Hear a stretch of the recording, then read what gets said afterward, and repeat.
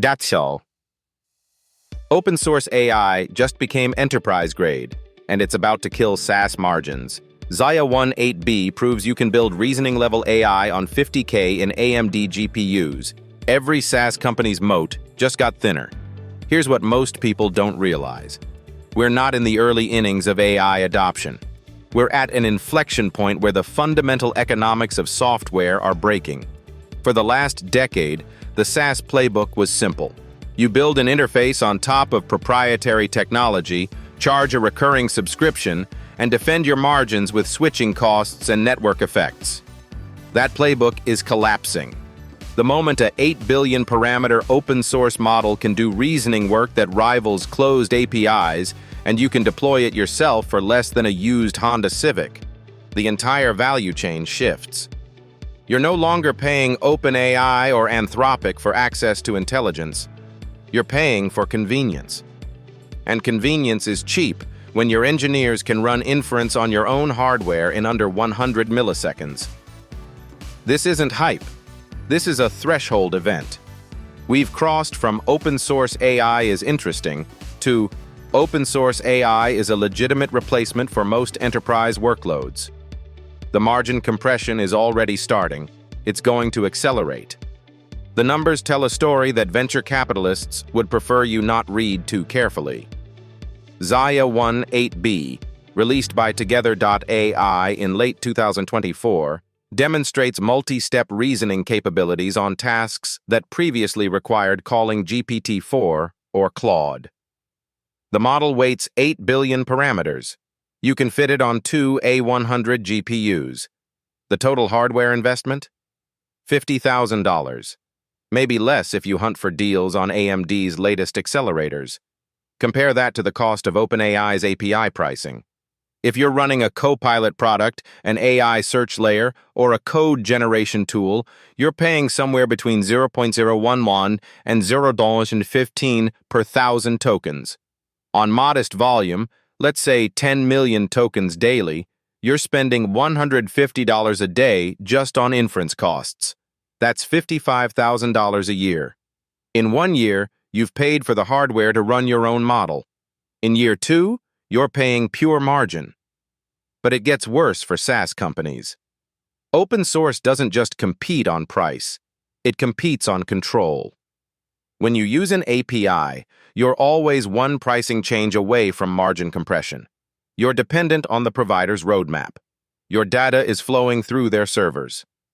Now imagine explaining to your board why your entire unit economics just inverted because OpenAI changed their pricing tier. Open source models eliminate that risk. They introduce different risks: fine-tuning costs, inference optimization, operational overhead. But those are technical problems with engineering solutions. They're not existential bets on another company's roadmap. Not all SaaS is equally vulnerable. Some categories face disruption in months. Others have years. The most exposed segment is tooling that wraps proprietary APIs with minimal additional value. AI-powered writing assistants, customer service bots, resume builders, email generation tools, these die first. The moat was never the software. It was access to the model. Once that access democratizes, the wrapper has no defensibility. Next wave, semi-structured analysis tools. Think sentiment analysis, content moderation, document classification, recruitment screening. These have slightly thicker moats because they combine models with domain-specific training data and workflows. But open-source reasoning models are closing that gap fast. If you can collect domain-specific data and fine-tune a 8B model on it, you've just built something indistinguishable from a 50K per year SaaS platform. The last to fall, category-defining products that own the workflow. Figma isn't disrupted by better AI. Notion isn't disrupted by better inference. But Notion's AI features, the code completion in GitHub Copilot, the email autocomplete in Gmail, those are vulnerable to open-source parity. Expect major integrations of open-source models into consumer and SMB products within 18 months.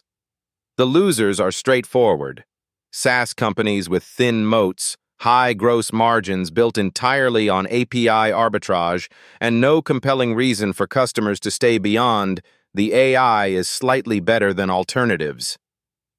We're talking about the layer of startups that raised $2 to $10, got to $1 ARR, and can't explain why a customer wouldn't just use the native feature in their existing tool instead. The winners are more interesting. First, companies that own the workflow, not the model. Figma, Notion, Linear, Airtable. These platforms can embed open-source reasoning models directly into their products and instantly delight users without paying API tolls. Their defensibility strengthens because switching costs increase. Second, companies building infrastructure for open-source AI deployment. If running inference on your own hardware becomes the default, someone needs to handle the ops layer. Model serving, fine-tuning at scale, inference optimization, model governance. This is a multi-billion-dollar opportunity that most people haven't priced in yet. Third, companies that own high-value training data. If open-source model architectures commoditize, the differentiation comes from data. Custom datasets, proprietary labels, domain-specific fine-tuning, these become leverage points. The companies that build products around proprietary data will defend better margins than those that don't. If you're building AI products today, the playbook is clear. Stop betting on API arbitrage. That's a 12 to 24-month strategy at best. Instead, ask, what problem becomes solvable once reasoning-level AI is cheap and local? The answer usually involves workflow integration, data leverage, or category redefinition. Can you embed reasoning into an existing product and make it indispensable?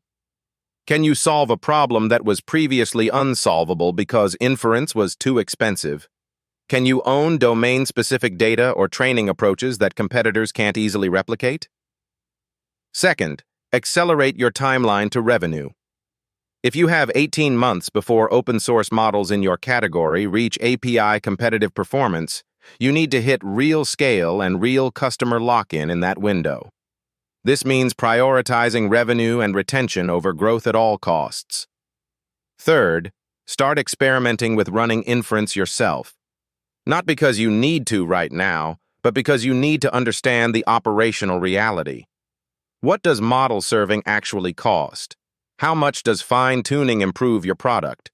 What's the CPU to inference ratio on your specific workloads? These aren't hypothetical questions anymore. They're questions with dollar amounts attached. The future of AI in business isn't determined by who has access to the smartest models. It's determined by who builds the most useful products on top of commodity intelligence. That era started last week. Follow for more on the future of AI in business.